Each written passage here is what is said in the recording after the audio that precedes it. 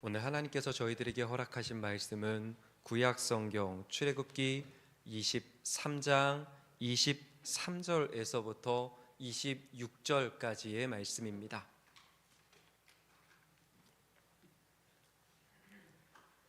출애굽기 23장 23절에서부터 26절까지의 말씀입니다.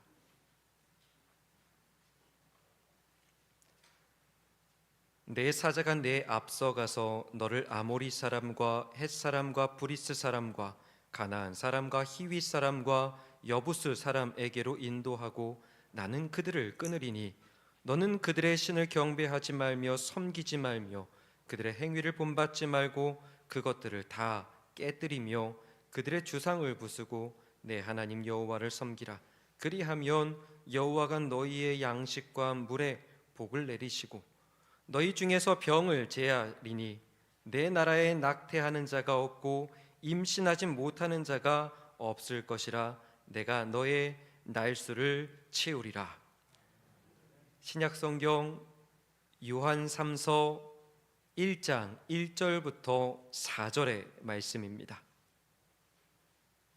요한 3서 1장 1절부터 4절입니다.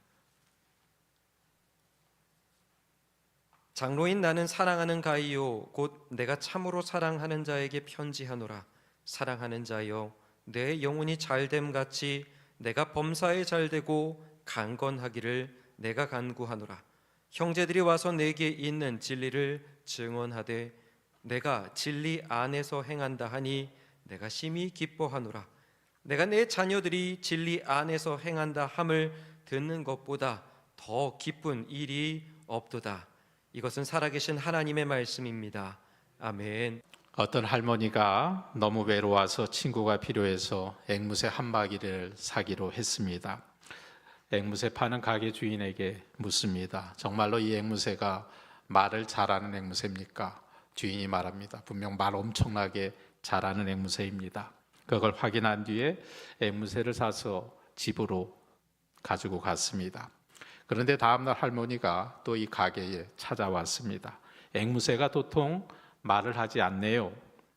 주인이 너무 미안해 하면서 조심스럽게 물었습니다. 혹시 앵무새 새장 안에 그네가 있습니까? 아, 그네는 없는데요. 그럼 그네를 하나 우리 가게에서 사가시죠. 새들은 그네를 타면 기분이 좋아서 말을 하기도 할 겁니다. 할머니가 그 말을 듣고 그네를 샀습니다. 다음날 할머니가 또다시 가게로 찾아왔습니다. 이 새가 아직도 말을 하지 않아요. 아, 정말 죄송합니다. 근데 혹시 새장 안에 사다리가 있습니까? 이 새들이 사다리를 오르락내리락 하다 보면 기분이 업돼서 말을 합니다. 사다리를 또 하나 샀습니다. 그런데 이 사다리를 사간 할머니가 또 다음날 가게로 찾아왔습니다. 이번에는 또 주인의 말대로 거울을 하나 사갔습니다. 그리고 그 다음날 할머니가 또다시 가게로 왔습니다. 주인이 할머니에게 묻습니다. 이제 그 앵무새가 말을 잘 하죠? 그러자 이 할머니가 풀이 죽은 모습으로 그 주인에게 이렇게 말합니다. 아니요, 새가 죽어버렸습니다. 정말 죄송합니다. 근데 새가 죽을 때까지 아무 말도 안 했나요? 이 할머니가 딱 한마디 합니다. 아니요, 딱 한마디 했어요. 죽으면서 이런 말 했어요. 그 가게에는 먹을 건 팔지 않나요? 라고 말하고 죽었습니다.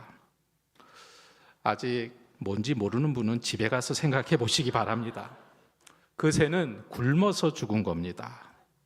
말하게 하려고 거울을 가져다 놓고 사다리를 사다 놓고 그네도 달아 주었지만 정작 먹을 건 주지 않았던 겁니다. 이 썰렁한 이야기가 혹시 오늘날의 교회와 오늘날의 성도들은 모습은 아니겠는가? 현대교회는 여러 가지 많은 거 합니다. 이것저것 프로그램도 많이 하는 교회도 있습니다. 정작 영혼의 양식, 하나님 말씀이 주는 생명력을 잃어버리면 안 되겠죠. 사랑하는 성도 여러분, 우리의 신앙도 마찬가지입니다. 활동은 많고 모임은 많지만 내 영혼이 굶주리고 있다면 이미 우리는 병이 든 상태입니다. 하나님이 우리에게 원하시는 것은 화려한 껍데기가 아니라 살아있는 영혼, 강건한 영혼인 줄로 믿습니다. 많은 그리스도인들이 저마다의 각양각색의 모습으로 신앙생활을 해갑니다. 한 교회 안에서도 성도들의 모습이 다양합니다. 서로 다른 신앙의 모습을 보여주는데 어느 목사님의 설교집에서, 제가 어느 목사님인지는 정확히 모르겠어요. 근데 저도 목사님들의 설교를 많이 듣고 설교집을 보다 보니까 알게 되었습니다. 현대 교인들의 신앙을 풍자한 내용이 이런 내용이 있습니다. 이 내용을 화면에 띄울까라고도 생각을 해보았는데 우리 성도님들이 잘 이해하기 위해서 이 화면에 띄워볼까 생각을 했는데 안 띄우기로 마음을 먹었습니다.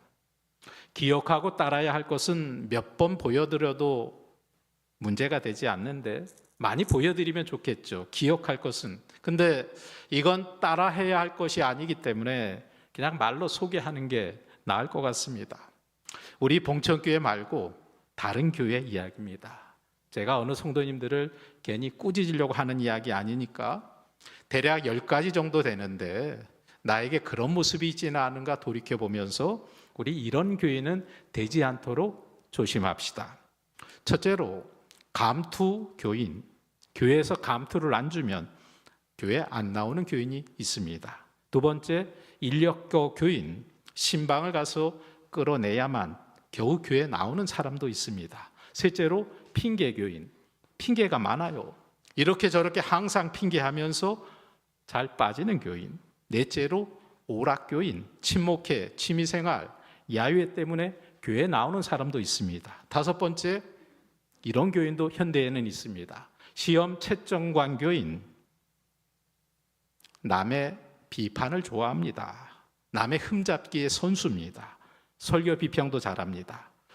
저도 목회를 하다 보니까 저분이 지금 나를 채점하고 있구나, 그거 느낄 때가 있어요. 여섯 번째, 벙어리 교인도 있습니다. 뭔지 아시겠죠? 교회를 오래 다녀도 기도 생활을 전혀 안 하니까 기도 한마디, 기도 인도를 못하는 교인. 일곱 번째, 유람선 교인. 이 교회 저 교회 왔다 갔다 하는 교인도 있습니다. 여덟 번째, 광고 교인. 내가 무슨 사업을 하니까 그 무슨 실속을 찾으려고 교회에 다니는 사람도 있습니다. 아홉 번째, 연숙 교인이 있다고 합니다. 다른 좋은 말로 표현하면 묵상교인이라고 말할 수 있겠죠. 예배를 시작하면 바로 취침 모드에 들어가는 교인이 있습니다. 교회를 연숙처럼 생각하고 잠자러 오는 분도 있습니다. 참 이상하죠? 근데 이런 분들은 집에서 아무리 자려고 해도 집에서는 불면증이에요. 근데 교회 와서 앉기만 하면, 그 자리에 앉기만 하면 목사의 설교도 자장가로 들리는지 그냥 편안하게 잠을 잡니다. 저는 한편으로 이런 분도 환영합니다. 왜냐하면 하나님 품에 안겨서 편히 쉬는 것을 누가 뭐라고 하겠습니까? 주무십시오. 깨우지 않겠습니다. 자더라도 교회 와서 자는 거 뭐라 안 합니다. 제 심정으로는 차라리 이런 여인숙 교인이 되더라도 교회 나오시면 좋겠습니다. 뭐가 아멘입니까? 10번째가 재미있는데 여러분 잘 들으십시오. 바로 국회의원 교인입니다. 국회의원이 뭐예요? 그 지역의 대표예요. 국민의 대표라고 부릅니다. 그런 것처럼 한 가족 전체가 교회에 나오는 게 아니고 내가 대표가 되어서 혼자서만 나오는 사람, 국회의원 교인이라고 합니다. 내가 교회 나가니까 우리 집안 모든 식구가 다 교회 나가는 거다. 가장인 내가 믿으니까 아들, 며느리, 손주는 자연적으로 혜택을 보는 거다. 그리고 한 주씩 번갈아 순서를 정합니다. 오늘은 당신이 나가, 다음 주는 내가 나갈게. 이거 아니죠. 그리고 내가 하는 헌금으로 아들내나 손자네 목까지 다 했다고 생각하죠. 신앙생활도 대표처럼 하는 이런 사람을 국회의원 교인이라고 말합니다. 우리 봉천의 성도님들에게 묻습니다. 여러분의 가족은 도대체 어디에 있는 겁니까? 다 무자녀가 상팔자라는 생각을 하고 있습니까? 나에겐 자녀가 없다. 그렇지 않잖아요. 여러분도 혹시나 여러분 가정의 국회의원으로 이 교회에 나오는 것은 아닙니까? 먼저 가족 구원, 인가기도 구원, 가족 전도, 자녀 구원부터 먼저 하시기를 주의 이름으로 축원합니다. 우리 교회가 창립 60주년 이제 3월 8일 주일에 맞이하게 된다고 합니다. 우리 장로님들과 계속 의논합니다. 홈커밍 주일로 보내려고 합니다. 여러분, 일단 우리의 가족부터, 우리의 자녀부터 나오면 금방 배가 되는 역사가, 그런 은혜가 있게 될 줄로 믿습니다. 너무 따가운 말씀을 드려서 죄송하지만 제 말의 포인트는 바로 이것입니다. 얼마나 다양한 사람들이 자기 나름대로의 기준과 성격으로 신앙생활을 하는지 그걸 보여주죠. 예수님이 일하시던 당시에도 예수님 주변에 수많은 사람들이 몰려왔습니다. 그런데 그 많은 사람들 가운데 예수님을 정말 따르는 참된 제자가 얼마나 되었는가? 하나님의 뜻은 뒷전이고 다 자기 생각으로, 자기 욕심으로, 하물며 자기 병만 고치려고 주님을 따르던 사람들이 있었습니다. 혹은 그런 사람도 있었어요. 예수님을 책잡기 위하여, 예수님을 비판하기 위하여 예수님께 나온 사람도 있었습니다. 이런 사람은 주님이 제자라고 말씀하지 않았습니다. 다만 무리에 불과하다, 제자라고는 말할 수 없습니다. 예수님은 그 많은 사람들이 하나님 앞에 제자가 되기를 원하셨습니다. 제자는 다릅니다. 제자는 어떤 사람입니까? 삶의 중심이 예수님께 있는 사람입니다. 예수님을 따르기 위해 나를 희생할 수 있고 기꺼이 주님께 내 모든 것을 믿음으로 드릴 수 있는 사람이 제자입니다. 우리 모두가 무리의 인생을 살지 말고 정말 주님 앞에 참된 제자의 삶을 살아가는 여러분 되시기를 주의 이름으로 축원합니다. 여러분도 아시는 분이 있는데 제가 존경하는 인물이고 저도 닮고 싶은 인물 가운데 한 분입니다. 이분이 1920년생이라고 합니다. 김형석 교수님이라는 분이에요. 지금 우리나라 나이로 치면 106세가 되신 분입니다. 그런데 평생을 대학 교수로 강단에서 일하셨고 100세가 넘는 지금도 글을 쓰고 있고 초청되는 곳마다 거절하지 않고 강연을 다니신다고 합니다. 그분이 젊었을 때 미국에 있는 95세가 된 선배 교수님을 만난 적이 있다고 합니다. 그 선배님을 식당에서 딱 만났는데 95세 된 이 선배 교수님이 처음부터 끝까지 흐트러지지 않은 아주 정갈된 모습으로 그를 대해 주었다고 합니다. 젊은 시절에도 다정하고 정중했던 선배가 그 95세라는 황혼의 나이에도 불구하고 저렇게 정중한 모습으로, 깨끗한 모습으로 사람을 대할 수 있단 말인가? 나도 저 선배님처럼 나이 들어야 되겠다. 나도 나이가 들어서 저 선배님처럼 저런 모습을 보여야 되겠다 생각을 했다고 합니다. 이 김영석 교수님이 가장 많이 받는 질문이 바로 이겁니다. 100세를 넘겼으니까 당신의 건강과 장수의 비결이 어디에 있는 겁니까? 이 김영석 교수는 어렸을 때 20살 되기까지 몸이 너무너무 허약했다고 합니다. 어린 시절 알 수 없는 이유로 의식을 잃고 쓰러집니다. 이 교수님의 엄마의 소원은 그가 20살까지 사는 거였다고 합니다. 제발 형석아 20살까지만 살아라. 너무 일찍 죽지 말라는 거죠.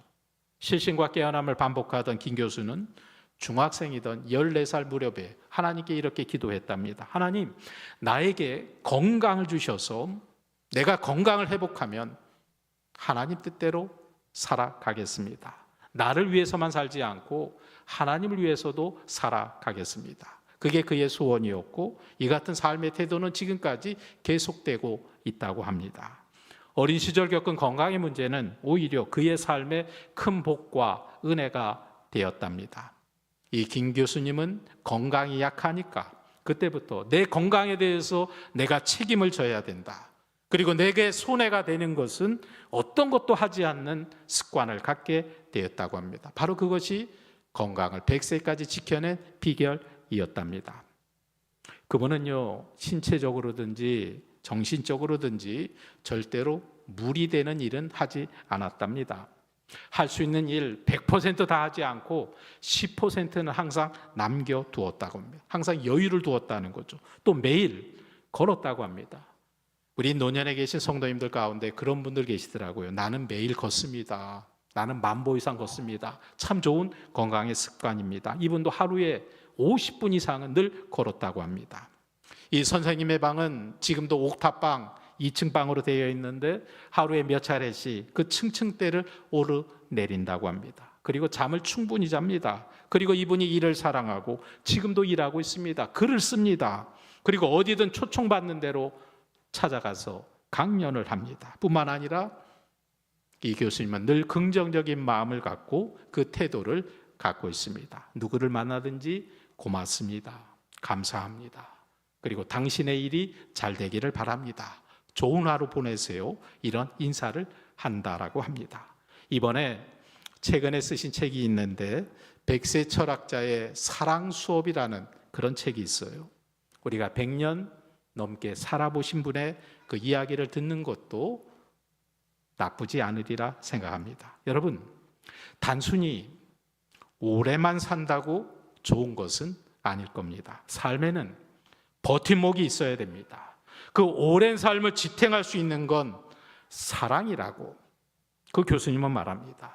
내 자녀를 사랑하고 손주와 손녀를 사랑하고 아내를 사랑하고 친구를 사랑하고 내 이웃을 사랑하고 내가 속한 공동체를 사랑하고 그리고 더 나아가 무엇보다 하나님을 사랑하고 그게 건강하게 행복하게 사는 비결이다. 여러분도 그런 건강이 있게 되시기를 주의 이름으로 축원합니다. 오늘 말씀의 주제는 바로 이것입니다. 요한 3서 1장 2절의 말씀을 우리 한번 읽겠습니다. 시작. 사랑하는 자요, 내 영혼이 잘된 같이 내가 범사에 잘되고 강건하기를 내가 간구하노라. 아멘. 진짜 강건은 외형의 힘이 아니라 하나님 말씀에 채워진 영혼의 건강에서 시작이 됩니다. 하나님은 연약한 인생에게 강건의 은혜를 약속하여 주시는 분인 줄로 믿습니다. 여러분, 우리 인생은 4글자로 요약될 수 있습니다. 생로병사. 사람이 태어나고 자라고 늙고 병들고 죽는 것은 피할 수 없는 인생의 길입니다. 봄이 지나 여름이 오고 가을이 지나 겨울이 오는 것처럼 생로병사는 자연의 질서이자 하나님이 나에게 허락하신 삶의 질서입니다. 어느 어르신이 이런 말씀을 하셨습니다. 나이가 들어 눈이 침침해져서 안 보이는 것이 정말 다행이다. 아니, 눈이 침침해진 게 뭐가 다행일까요? 이런 이야기를 하십니다. 내가 젊은 사람처럼 내 눈에 모든 게 다 보이면 이 세상이 너무 분주해서 이 세상이 너무 복잡해서 내 심장이 벌컥벌컥 뛰어서 어떻게 살 수 있겠는가? 그 말이 오랫동안 마음에 남습니다. 나이가 들며 약해지는 것도 어쩌면 하나님의 또 다른 은혜일지도 모릅니다. 우리 봉천의 성도님들, 연세가 있으신 분들이 많이 계신데 여러분 절대로 나이 드는 것을 낙심하지 마시기 바랍니다. 왜냐하면 하나님은 우리의 연약함 속에서도 우리를 붙들고 계시기 때문입니다. 생명은 하나님이 주신 선물입니다. 우리 기독교가 반대하는 게 뭘까요? 많은 거 반대하지만 특별히 자살을 반대합니다. 기독교는 자살을 막아야 됩니다. 왜 그럴까요? 생명은 하나님이 주셨기 때문이에요. 인간 스스로 생명을 끊을 수 없습니다. 세상에서 가장 귀한 것이 무엇입니까? 명예도 아니고 재산도 아니고 세상의 돈도 아닙니다. 하나님이 나에게 주신 생명이 귀한 줄로 믿으시기를 바랍니다. 생명이라는 한자는 뭘까요? 생명, 살라라는 생자이고 명자는 명령입니다. 살라, 하나님의 명령이에요. 죽으라, 하나님 말씀하지 않았습니다. 하나님이 살라라고 명령하셨기 때문에 우리는 지금 숨쉬고 살고 있는 거예요. 하나님의 명령대로 사는 거예요. 그러므로 우리는 내 몸을 내 것이라고 말할 수 없습니다. 하나님은 이 생명을 2번 주시지 않습니다. 한 번 주신 생명을 어떻게 살 것인가? 바로 이것이 우리의 믿음의 책임인 줄로 믿습니다. 이 생명을 지키고 돌보는 것은 단순한 나의 건강의 관리가 아니라 하나님의 명령에 대한 순종입니다. 오늘 구약의 말씀에 하나님이 이렇게 말씀하시죠. 우리 한번 읽어볼까요? 시작. 내 하나님 여호와를 섬기라. 그리하면 여호와가 너의 양식과 물에 복을 내리고 내 중에서 병을 제하리라. 아멘. 하나님 우리를 건강하게 하신 이유는 단지 오래 살기 위함이 아닙니다. 그 생명으로 하나님의 뜻을 이루게 하기 위함이다. 여러분 오해하지 마십시오. 내가 건강하다는 것은 병이 없는 게 아니에요.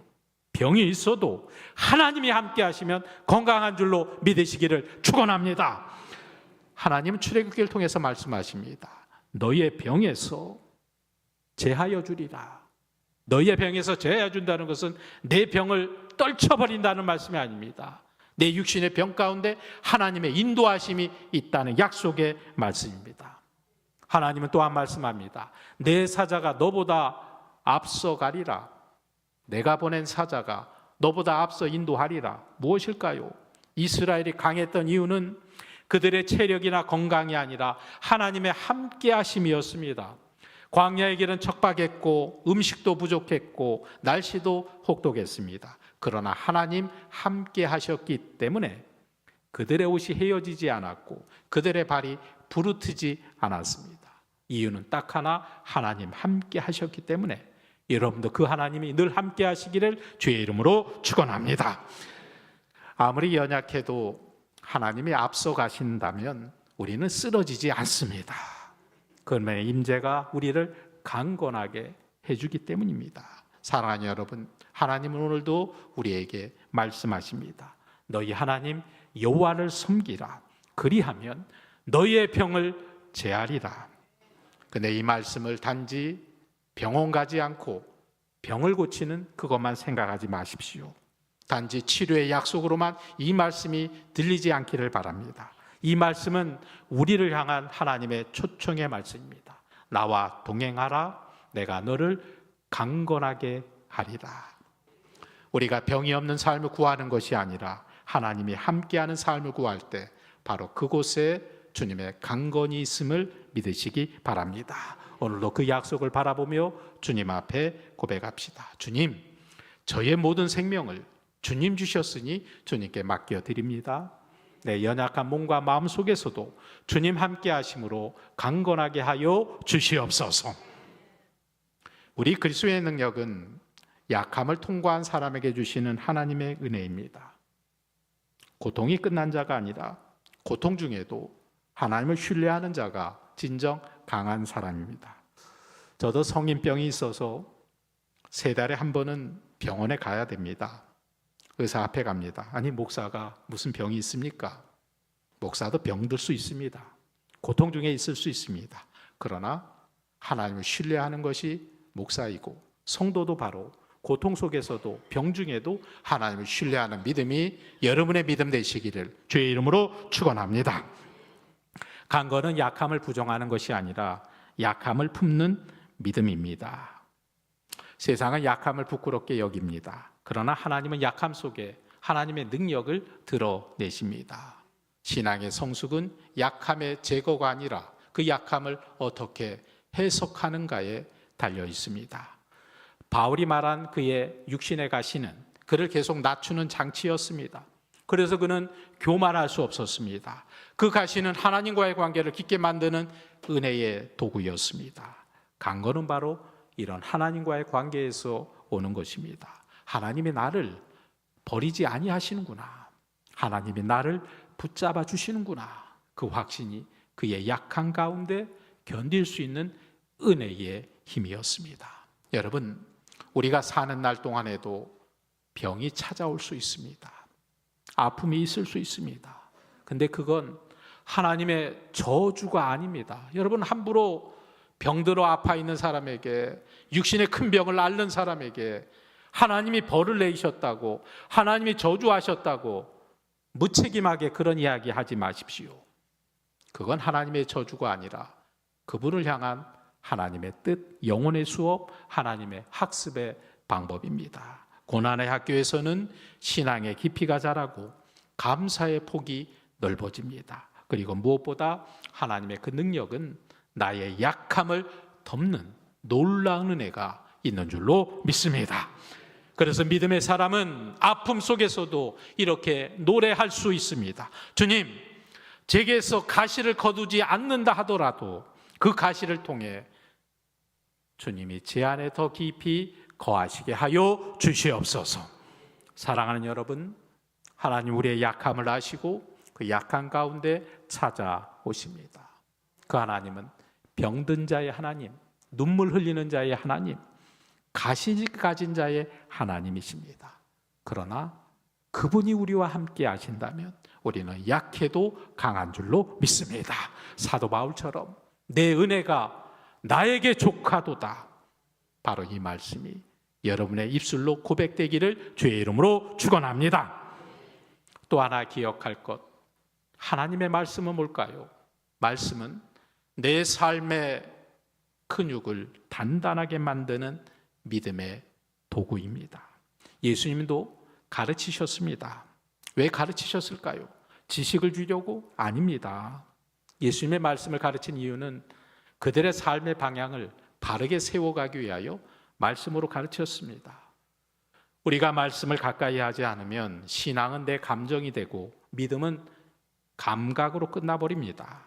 그러나 하나님 말씀을 들을 때 내 생각의 틀과 내 삶의 중심이 새로워집니다. 그래서 말씀은 우리의 영적인 근육을 단단한 사람으로 세워갑니다.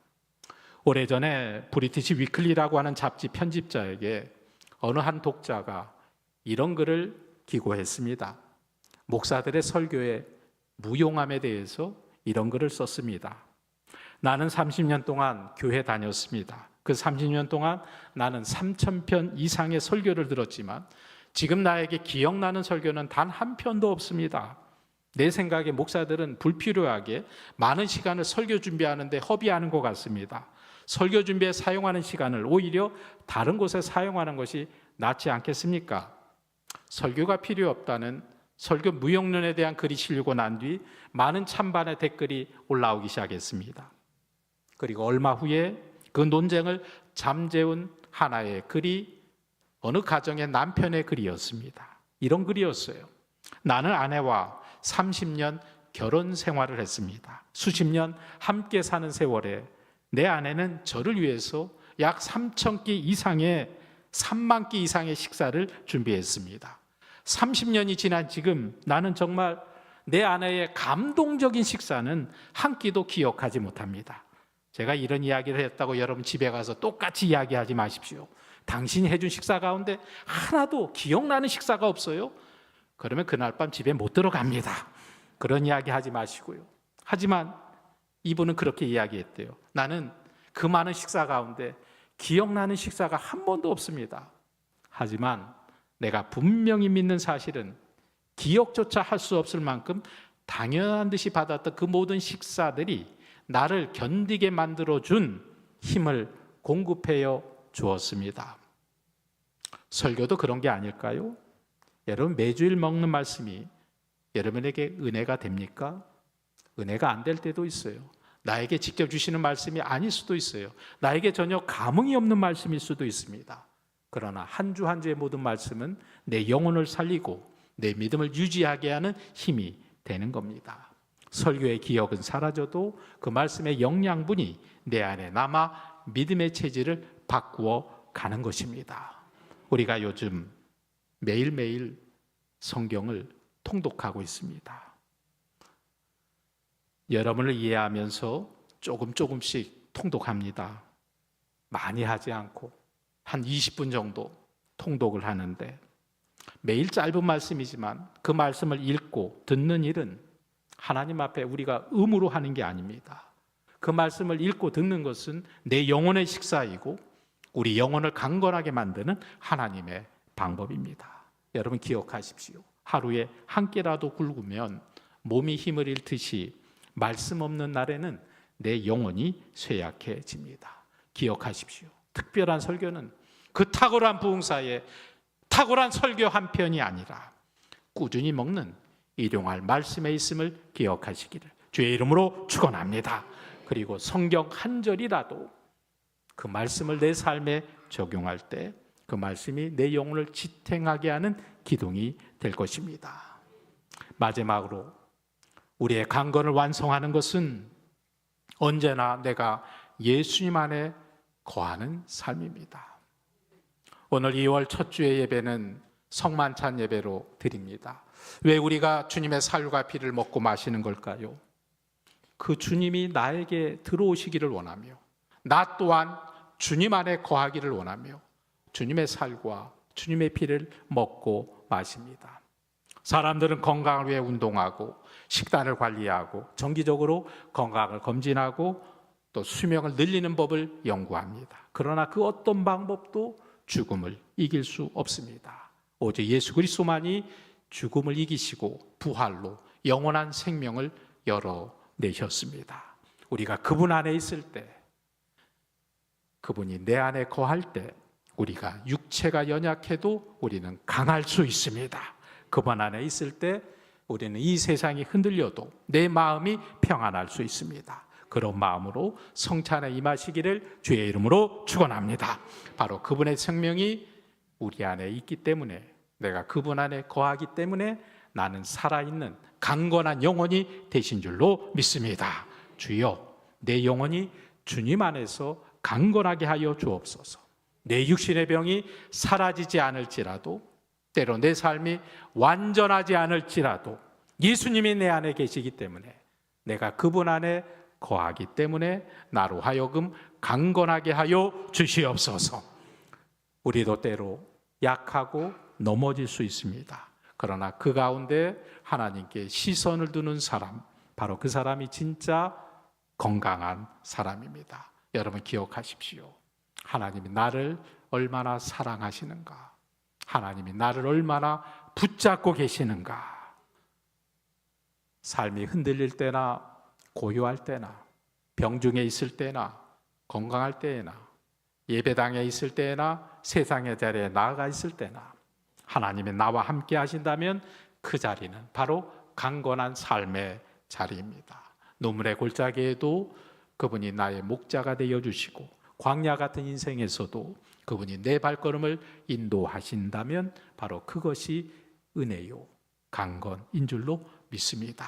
정말 우리에게 필요한 것은 주님께 날마다 한 발자국 한 발자국 가까이 나아가는 인생입니다. 주님 안에 머무는 거예요. 말씀 안에 뿌리를 내리는 겁니다. 그 은혜를 신뢰하며 우리 모두 이렇게 고백할 수 있기를 원합니다. 주님, 제 영혼이 주님 안에서 강건하기를 원합니다. 세상이 흔들려도 주님 품 안에서 평안하기를 원합니다. 병이 사라지지 않아도, 내 인생의 상처가 여전할지라도 주님이 제 안에 계시니 그것으로 충분합니다. 기도하겠습니다. 주님, 오늘 말씀을 통하여 진정한 강건이 무엇인지 깨닫게 하심에 감사합니다. 병이 없어서 강건한 것이 아니라 주님 함께 하시기 때문에 강건한 줄로 믿게 하여 주시옵소서. 주님, 제 안에 두려움을 잠재워 주시고 약함 속에서도 주의 능력을 보게 하여 주시옵소서. 환경이 아니라 주님의 함께 하심으로 주의 임재로 강건하게 하여 주시옵소서. 주님, 때로 우리의 마음이 흔들릴 때 말씀으로 다시 붙잡아 주옵시며 주님 사랑 안에 머물게 하여 주시옵소서. 제 삶의 자리마다 주의 평안이 머물게 하시며 제가 서 있는 삶의 자리자리마다 주님의 강건이 흘러 넘치게 하여 주시옵소서. 주님, 오늘도 제 영혼이 주님 안에 잘되게 하시고 그 안에 범사에 강건하게 하여 주시옵소서. 모든 영광 주님께 올려드리오며 예수 그리스도의 이름으로 기도하옵나이다. 아멘.